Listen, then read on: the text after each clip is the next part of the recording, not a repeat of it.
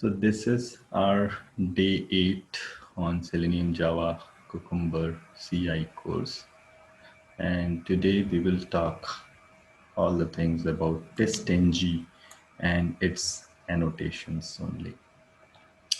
We'll have question and answer session at the end. So to work with the TestNG framework, okay, what are the things, what is the configuration required at Eclipse level that we are seeing now. So I'm closing everything so that it will be very clear. Okay. So if this is your project, right? My project is August 2020 Selenium batch. Right click here, go to the properties. In the properties, you can add, see, go to the Java build path. Here, there is a library option. In the libraries, you should add external jar, and in the add external jar, you can select TestNG jar. How you will get this TestNG jar? This TestNG jar, you can either get it from the official website of TestNG. So if I do testng dot, I guess, org, testng.org. Here is the download option. So here somewhere you will find the jar, uh, what we say, location. Okay. If it is not available here, what you can do simply is MVN repository. So there is a website called mvnrepository.com. There, actually, you can search here TestNG and you will get it once you click here, and latest version is 7.3.0. So if anybody face any kind of issue related to compatibility, so the very good stable version is 6.14.3. That also you can download, but I have downloaded 7.3.0. Once you will click it, you will get the jar which I was talking about to add into link into the project. Once that is done, next thing what you can do is go to help and about.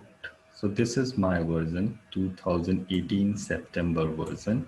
You can have Juno, Kepler, or Mars. That version is also fine. Okay. So go to Eclipse Marketplace and search for TestNG. TestNG. It's not testing, it's TestNG. Okay. So it's opening system. It takes time because it checks all the installed plugin, all available plugins, favorite plugin, recently installed everything. So if I write here TestNG and search,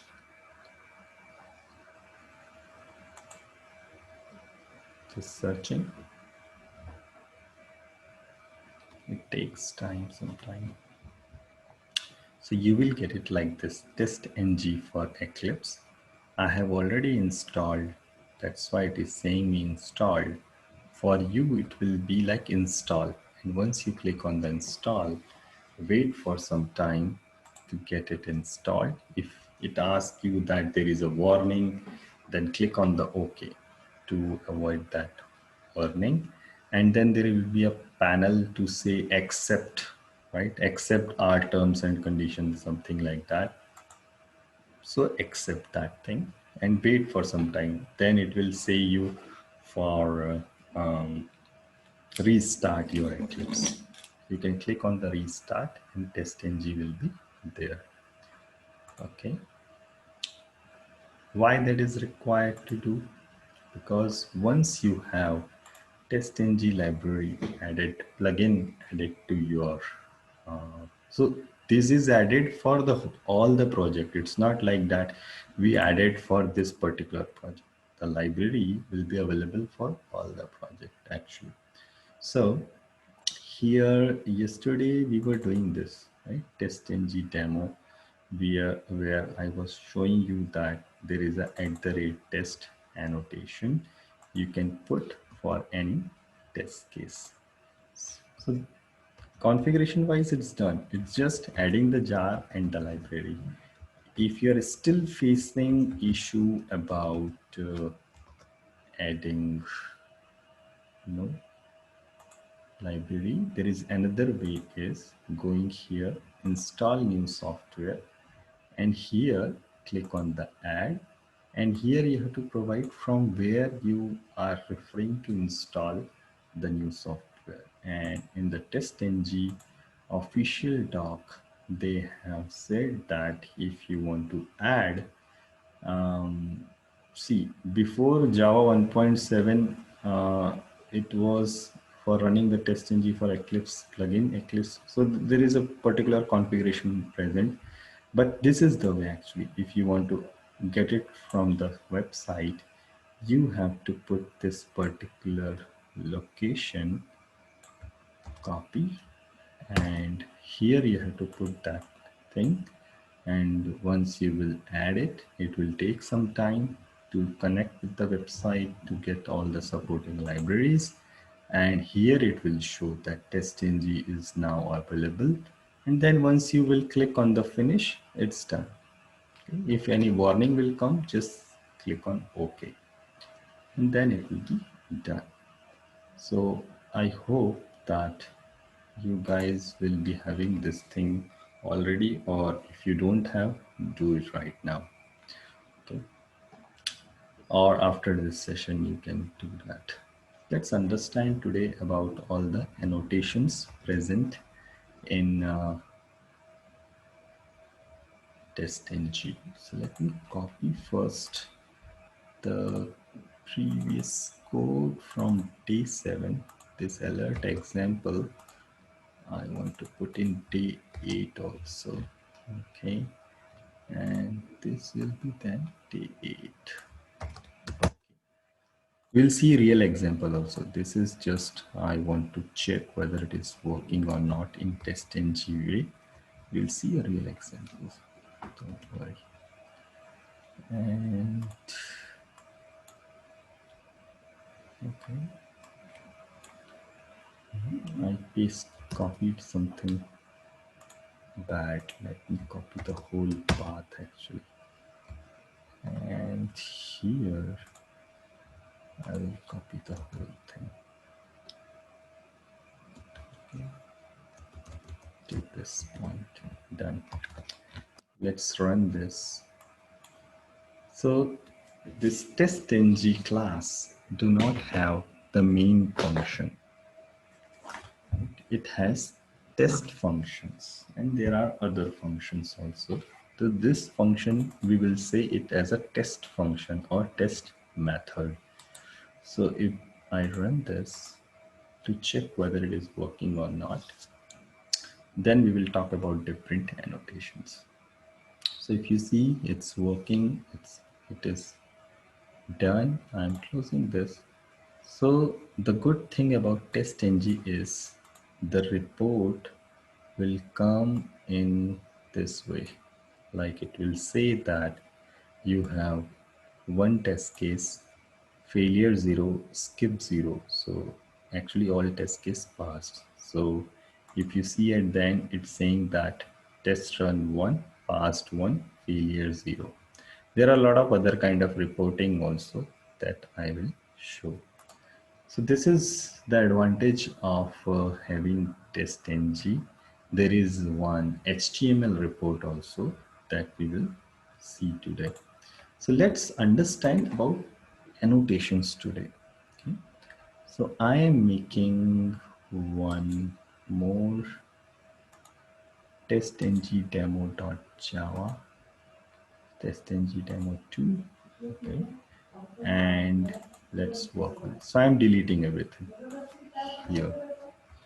So let's understand that. Let's say this is my test case 1. So now we will describe whatever related to the test case 1 here only. Whatever code you write, like driver.find element and doing something, all the code will come here only. Okay, so here let's say I'm writing to just explain you that so I'm just writing here, I am under test 1. Okay, and let's say there is another test case. You want to make another test case, so you can, I'm just copying here. So that will be again a new annotation at the rate test, and then you will be giving the name of that test case. You can give anything like verify, home page, title. Right? The test case name will be like that. And then I'm just printing, let's say I'm under test case 2. Let's say you want to make another test case, so you can have test case number 3. I'm under test case 3. Okay. So in this way we have created 3 test cases. Obviously the Selenium code will come. As of now I have put system.out.println, but actually here the whole code related to, let's say, going to a page, checking something, there will be a particular test case flow will come. But now it is very organized that this code is related to test case 1 only, this code is related to test case 2 only, and this code is related to test case number 3 only. And how to run this test cases? You can go to your Java file, TestNG demo 2, let's say, right click here, run as. This time, this is automatically showing me run as TestNG test. It is not saying me run as Java application. Why? You'll be able to see an application as run as Java application by default when it has main function, right? And second thing is we have added TestNG library. That's why we are able to see TestNG test here. So if I click here, see what is happening. So what it did, let's understand about the console reporting first. Let's understand about the console logs. So this will be called console logs. So if you see here in the code, what we did, we have, let me minimize this so that it will be very clear. So this was our code. So I'm just talking about this 13th line to 32 line, the first test case. So it's see it is printing I am under test 1, I am under test 2, I am under test 3, means all the code got executed from test 1, from test 2 and test 3 all. So it is saying passed because there was nothing related to failure we did. So it all passed, and it's saying me that at the end, if you see total test case run 3, passed 3, failure 0, skip 0. We will understand what is a skip. So this is as of now passed 3, failure 0. Another report which will be visible is here. If you see, there is a TestNG icon. If I click here, this will show me again the detail that what was your test case name. All green means this is passed. If you are able to see this right icon and green, that means all done. It will give you a lot of detail. The first test case took 0.013 seconds, that means 13 milliseconds. Second test case took 2 milliseconds, and third test case took 6 milliseconds for some reason. Okay, and the total test suite took 21 milliseconds. And if you see here at the top, it is showing us passed 3, failed 0, skipped 0. And if you see here, it is showing me that actual for the execution and generating the report, the whole thing took 319 milliseconds. There is a tab failed test. If I go here, it will show you whatever test cases are failed. If I click on the summary, it will give you the detail in tabular format, where it is saying test name is actually test suite name. So we have not given the test suite name any. So that's why it's showing us default test. Then it's saying time in seconds. So total 21 seconds was consumed to run test cases. There is how many classes we run? Only one. Then how many method? It was 3. So this is another way of having the summary. And apart from this, will it generate some kind of report, HTML report? Let's see. So if I go to my workspace and this is our project. So there will be test output folder will be generated. And in the test output folder, there is emailable report. If I click here, this will be one HTML report. Let me close all other tabs. Okay, so let me delete this. Okay, so this will be the report where it is saying 3 test cases passed.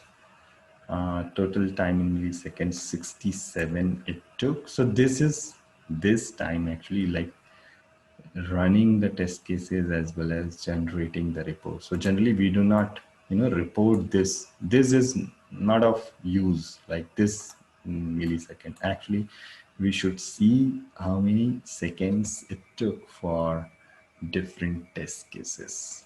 Okay. So this is test case 1, which is green, test case 2 green, test case 3 green, and the time took.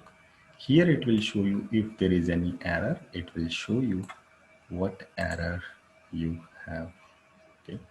One more thing, while adding TestNG libraries, if you get error like Jni errors, so let me write it here. Okay. If you get Jni error while adding TestNG library, no, it's not while adding actually. TestNG library will be added while running cases, then add another jar, and this jar is actually J commander.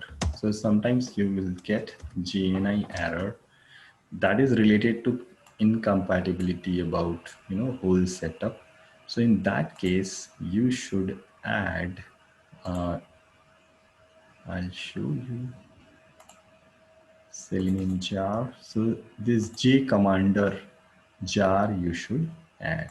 I will show you from where you can get this J commander jar. Okay, so this again, if you want to get any jar, the best place to get it through mvnrepository.com. So if I search J commander, let me see the spelling. Let me copy why we are seeing the why to take chances about spelling. So if I write J commander 1.7, I will get it from here. You can simply have what is my version is 1.7.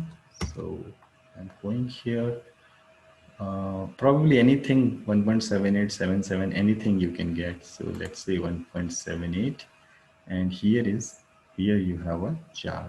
That jar also, if you add, the JNI error will not come.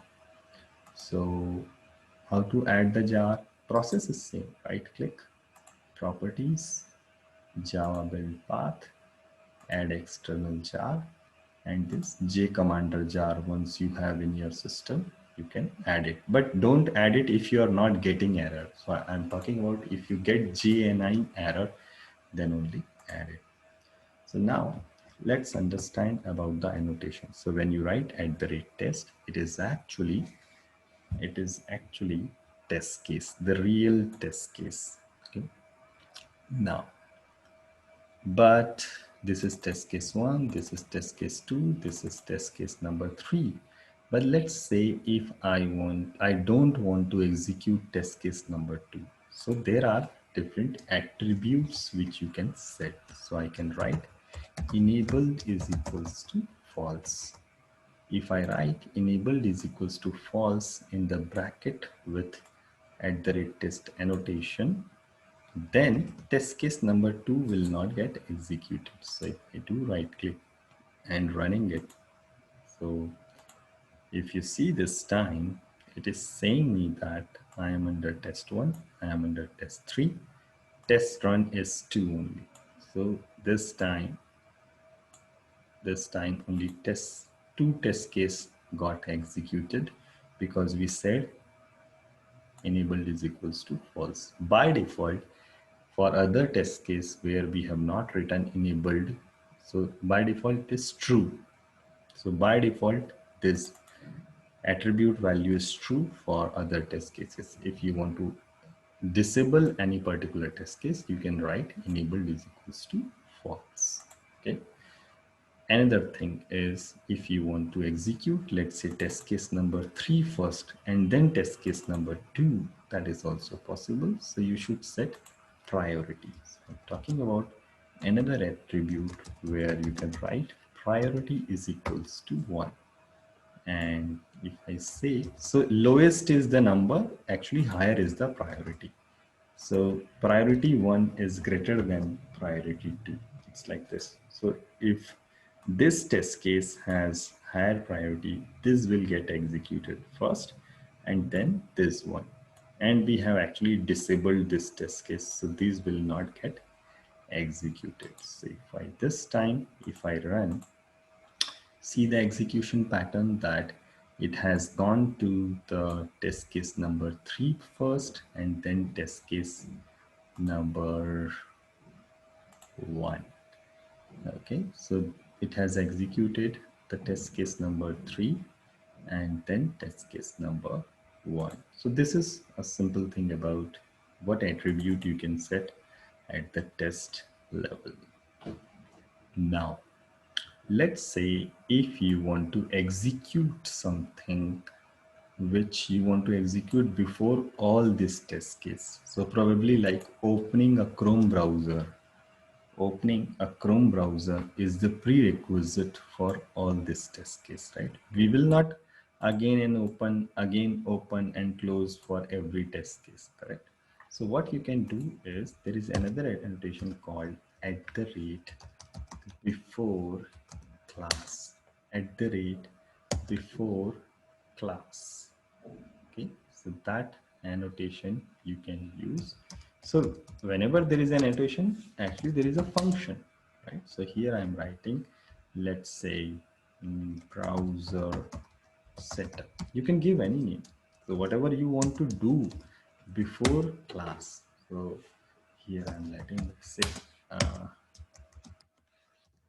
testology setup, something like this. So before class means before all this test case, before any of the test case in your test class. So now technically this class will be called test class. Okay, and all the methods which you're writing inside your @test annotation is test method or test case, you can say. So this time if I execute this, observe what will happen. So if you see here, it has printed testology browser setup first. That means this code got executed first. And then I am under test 3 and then I am under test 1 got printed. Okay. So this is how before class works. Now, the way we have before class, there is another thing called after class. So you can write it @. class, right? Public void close browser. So I want to, let's say, whatever you want to do. Maybe you want to close the database connection, whatever you want to do. Maybe you want to do something related to um, flushing out the data once your test cases are done. And you can do anything. So as of now, I'm writing here um, after, after all test case. Okay. So this time, if we will execute it, I'm running it. If you observe this, what happened this time? This is getting executed. Testology browser setup. There was a spelling mistake. And then it is executing test case number 3, then test case number 1, and after all test cases. So this code will be executed once when all the test cases are executed. So that is under after class annotation.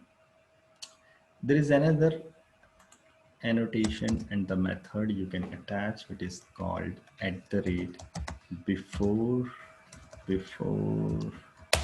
method. Okay, let me first. Okay, now the spelling is fine.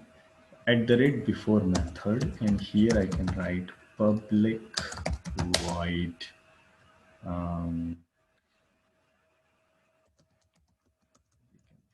anything like I'm giving a random name as of now. Let's say check. Okay, and here we will say system.out.println, and here if I write hi. Okay, so what will happen? Let's check. So before method will actually execute before each test case. Okay. Before method code will be executed before each test case. So let's say it has to execute test case number 3. So it won't execute this first. It will go to the before method first, and then it will execute any @test method. So this time if I run, let's observe what is happening. So if you see this time, this code, the first line, this one is executed because of before class. Hi is printed because of this before method, and then test case number 3 executed. Then again hi is printed because of this before method. Then test case number 1 executed, and this is after all test cases is printed because of after class code. So if you see here, we have written after all test cases after class. After class means after all the test cases executed in a particular class, we will execute this code. It's like this. So there is another annotation that will be a little bit, it will create a little bit confusion, but we have to understand it today. So that is before test. And if I write here public void, and here I'm writing, let's say before test, I'm giving the name also before test. And let's see how it is executing. So I'm writing here, you're welcome test. Okay, let's see how it will execute it. So what is your random guess? This will get executed first, or this will get executed first? Because we don't know as of now what is called a before test. So this is a very famous and important interview question, that when in a particular class, if before test is also present and before class is also present, which will be executed first? So let's see which will get executed first. So this time, if you see, before test is executed first. Welcome to test is executing first, and then this before class TestLogy browser setup. So this is not because this is written first. I can Control X, Control V. So I deleted that and put it here. It's not related to how you have arranged your test cases or how you have written, arranged, whether it is a prior or after. It's not related to that. When we execute it, what is happening in the background? That we have to discuss. What is happening in the background? When you run it as a TestNG test, okay, it checks that is there any before test annotation present. Yes, if it is present, it will execute this code first. Then it will check, is there any before class present? Yes, this code will be executed. Then it will check, is there any before method present? No, it's not like that. Actually, after before test and after before class, it goes to the test case. It wants to go to the test case, right, hierarchy wise. But then it checks, okay, for is there any before method for the test case? Yes. So it will go here, execute it first, and then it will come here to execute any of the test case. Once this test case is done, then again it wants to execute the next test case. So it wants to execute this, but again once it will reach here, it will check, is there any before method present? Yes, it's present. So it will execute first, and then it will execute any test case wherever the pointer was. And so, okay, we did not complete. What is the difference between before class and before test? Generally, this before test we should use just once. So this is like in your test suite, you want to run any particular thing just once, right? So it's like before running all the test cases in different classes. Let me repeat. Before running all the test cases in all the classes, we want to run a particular code. Okay, maybe related to putting it, where is the test data present. So here you can set uh, test data folder detail. Maybe there are a lot of like variable you want to set. Let's say logger file, right? So there are a lot of things to do. There is no standard way of saying that we should put this kind of code only, right? See, it is the way how you want to develop your framework. Okay? So before test, actually, we should not use randomly any class or all the class. It's like you want to execute this code before all the test cases in all the classes. Okay, it's like this. We'll talk about how we run the test cases which are present in two different classes, that we will check. But let's understand the hierarchy again. So I'm writing it here for better understanding. So let's write it. So before test, then before class, then before method. Just a minute. Yeah, before method, then test, then then test case will be executed. Then after, so there is after method also. Okay, I have not written it. After method, then after class, then after test. This is the hierarchy. Before test will be executed first, then before class, then before method, then there is a test case. So this will be repeated. So let me write it. So this is for test case 2, test case 3. Let's understand there will be multiple test cases. There may be more than one test case present. So before test will be executed just once. Before class will be executed just once. but before method and after method will be executed again and again. So there is a test case 1, right? Before that it will execute. Once this test case is completed, then after method function will be executed if you have written.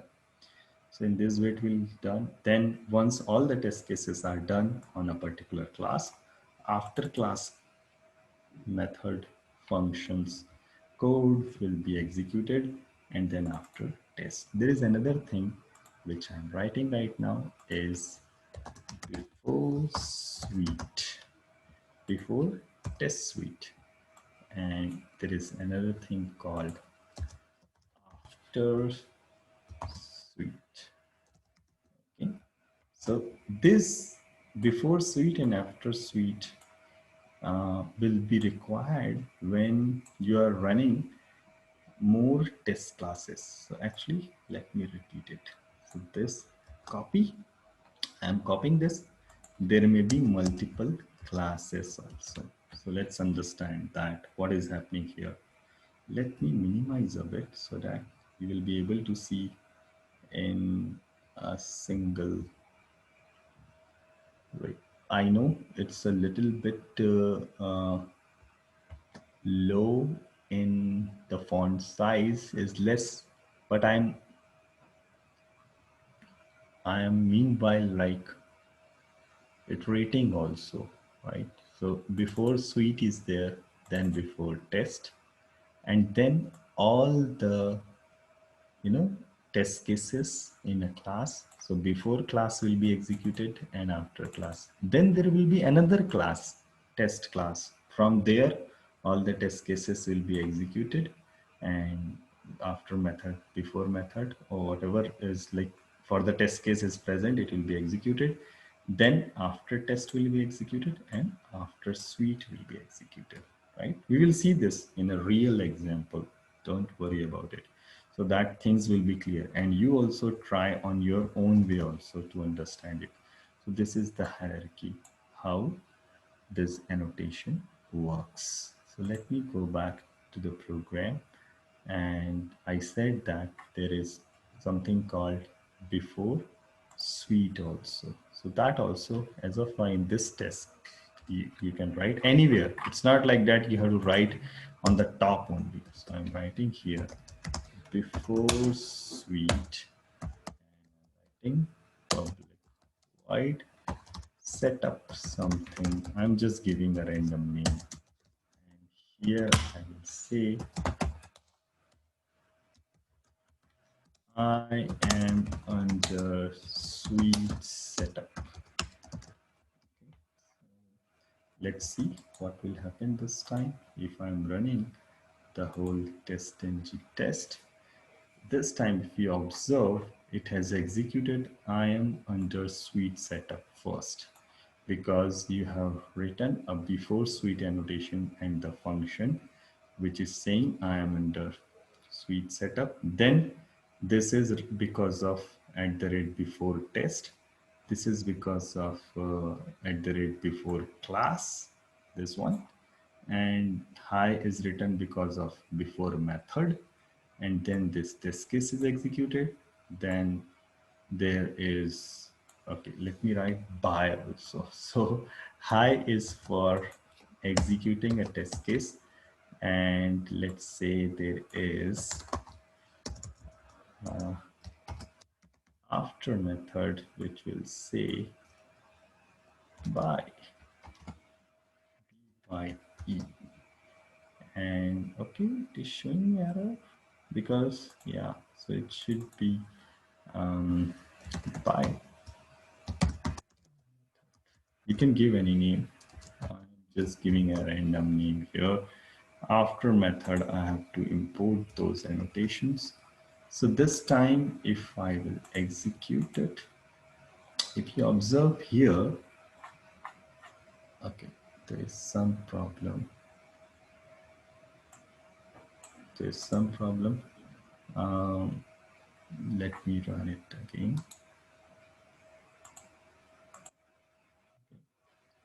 So if you see here this time, for every test case, there is hi and by.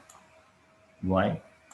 because this is a test case, and this high will be executed, means the before method code will be executed before this test case, and by will be executed. By means this after method code is executed for each test case. Then again high for this test case, and then by, because this is executing after method code.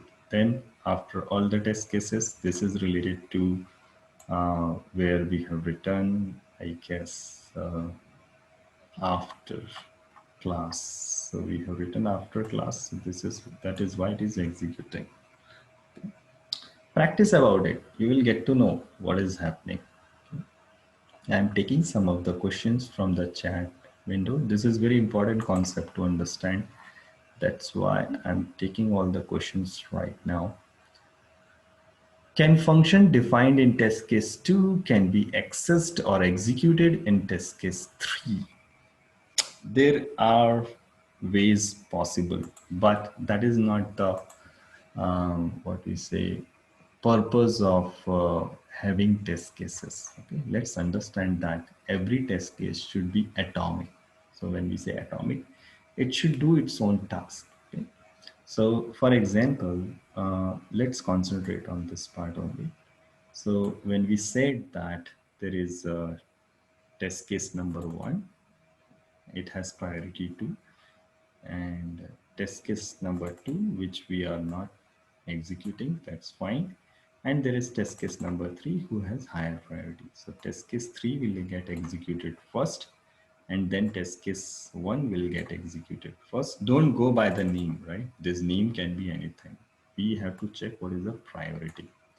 Now the question is, can we call these functions, right? So that is not the purpose why we want to call it. So probably you want to say that you want to execute something which is present here, so make it in a function. So for example, if I want to have I want to do addition, right? So there is a particular code, let's say integer x is equals to 24 plus 30, right? And sorry, this one, and you want to print. I'm just giving a random example as of now. So if you think that this particular code you want to use in this particular line of code you want to use in test case 3 also, so why not put it in a function? Why not put this in a function? So I'm deleting this and I'm making, that is then Java concept, normal public void not a text, just writing any function name and putting it here, and you call it. So let me give it like calculation. So here calculation function, you call it here then, and calculation you call it here also. So in that way, you can, if you have common code which is related to two different test cases, this test case also want to do something, right? So we'll call that function. And let's say this test case also have something which you want to perform, right? Here I have written calculation, but that may be related to opening a particular module, clicking on a particular button, right? Those common part we'll put in a function and we'll call it. It's like this. So if I run this time, if you observe what is happening is, if you see here, I is written because of before method, then 54 is printed because of the whole test case 3 is executing. Inside the test case 3, we have called a calculation function, and then by, and then again high, and then this is because under the test case 1 also we called a particular function. Okay, let me go to the chat window again, and if test case 3 is dependent on test case 1, after execution test 1 failed, so test case 3 will also be failed. In that case, before method will execute before every test case. Yes, before method will be executed before every test case. That's a correct statement. I'll take about if one test case is failed, then what will happen to another one? We'll see. Before test will execute first. Okay, yes, correct. If before class, so the straightforward answer in interview, if somebody asks you, if in a particular test class, before test and before class both are present, which will be executed first? Before test will be executed first.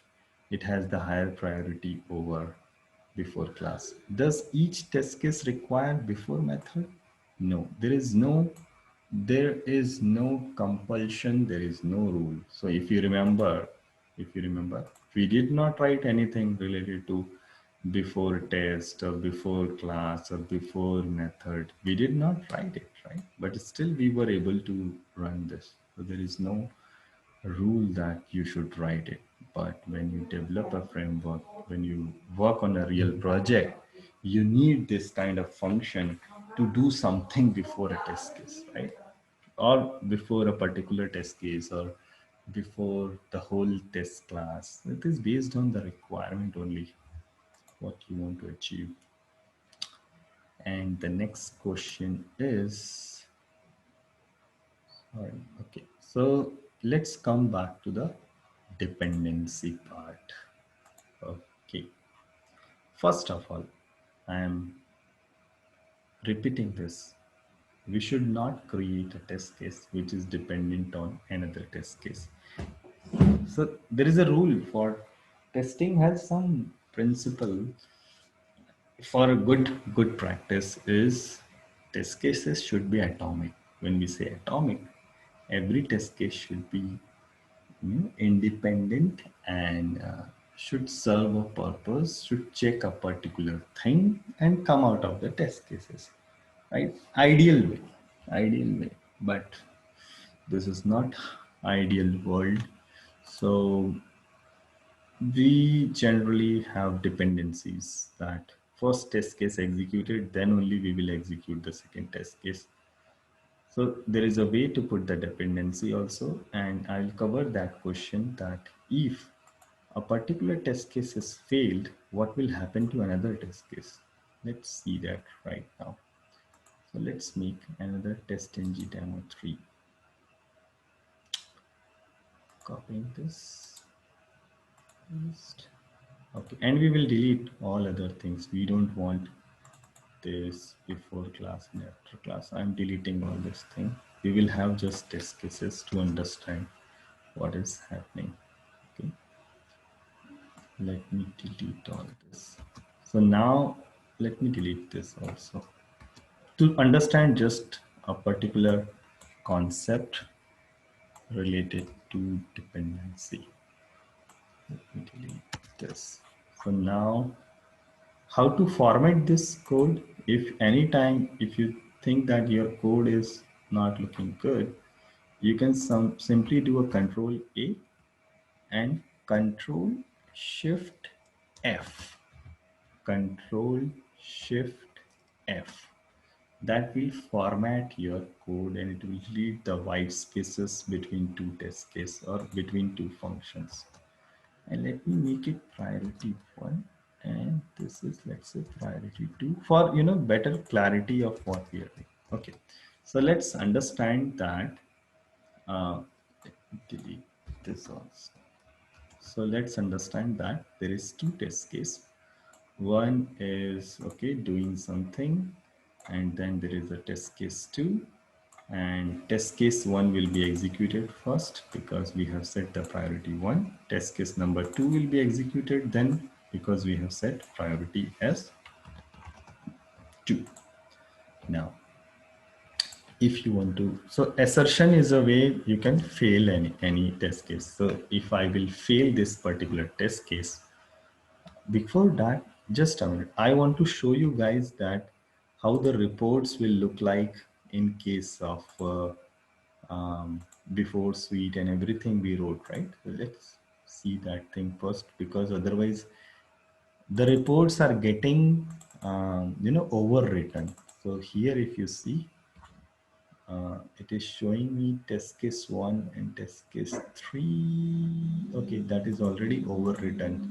I'll show you the whole report where before suite, before class, everything is run. You'll see that thing. Okay, let's come back to this example. There is two test cases, and if this test case will get failed, what will happen to this test case? If the test case 1 will get failed, what will happen to the test case number 2? So I am deliberately making it failed. So there is assert function.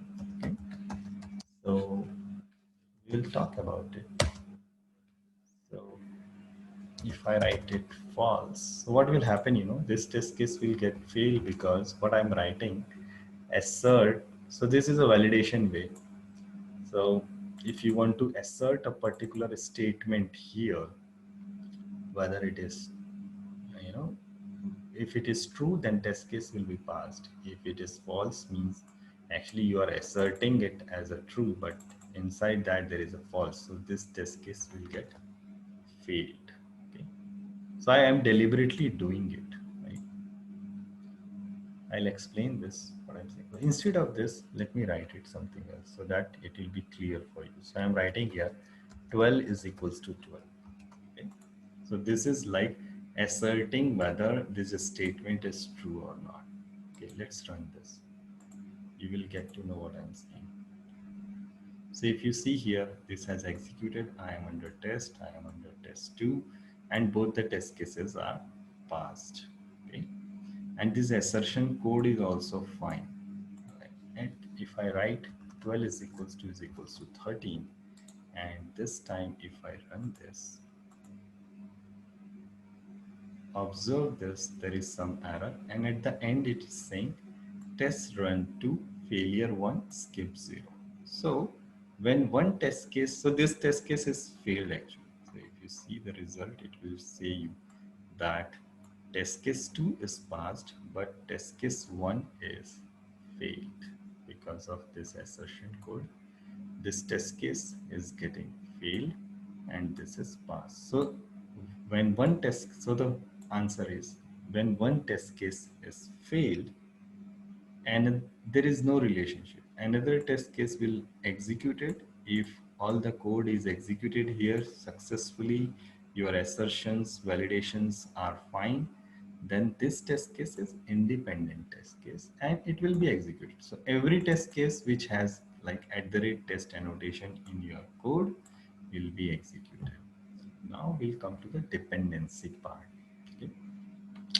So let's put the dependency. So for example, let's say you are dependent on the first test case. So what is dependency? Dependency is you want to test the test case number 2 only when this test case is passed.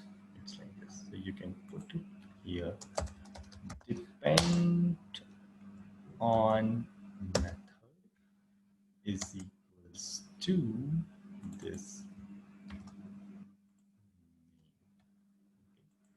public double quote.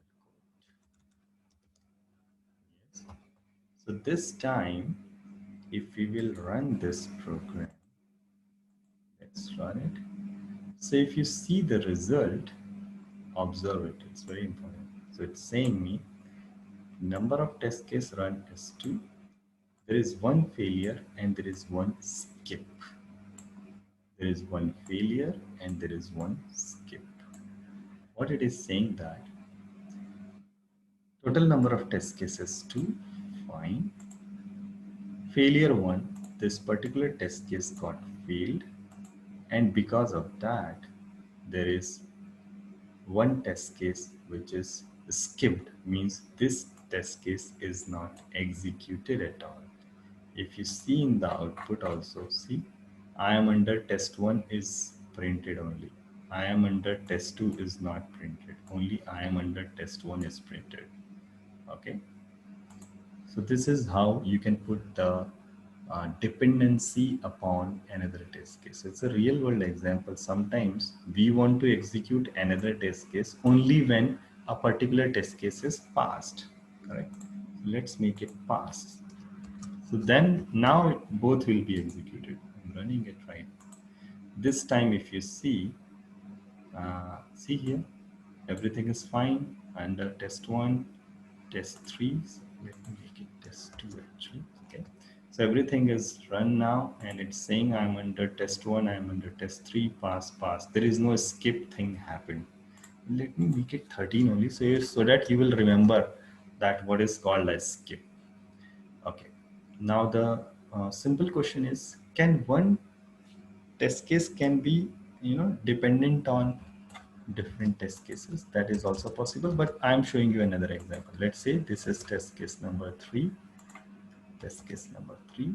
So this is possible that test case number 3 or is also depending on test case number 1.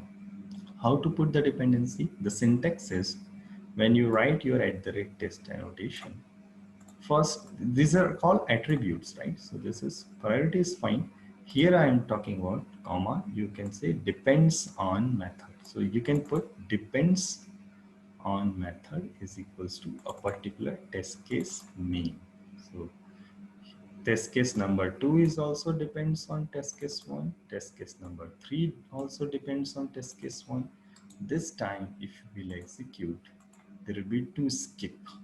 There will be two skip. So if you see the result, it's saying number of test cases 3, but there is one failure and a skip 2. Why there is a skip 2? Because both these test cases are depending on this test case which is getting failed. This is how dependency works. Let me take any question. My voice is low. Okay, so this is done for TestNG. There are a lot of things to understand, and we will again understand TestNG tomorrow also. But the basic thing we covered, most of the basic thing we already covered. We will see the practical implementation of writing Selenium code. Okay. This is done for TestNG annotations.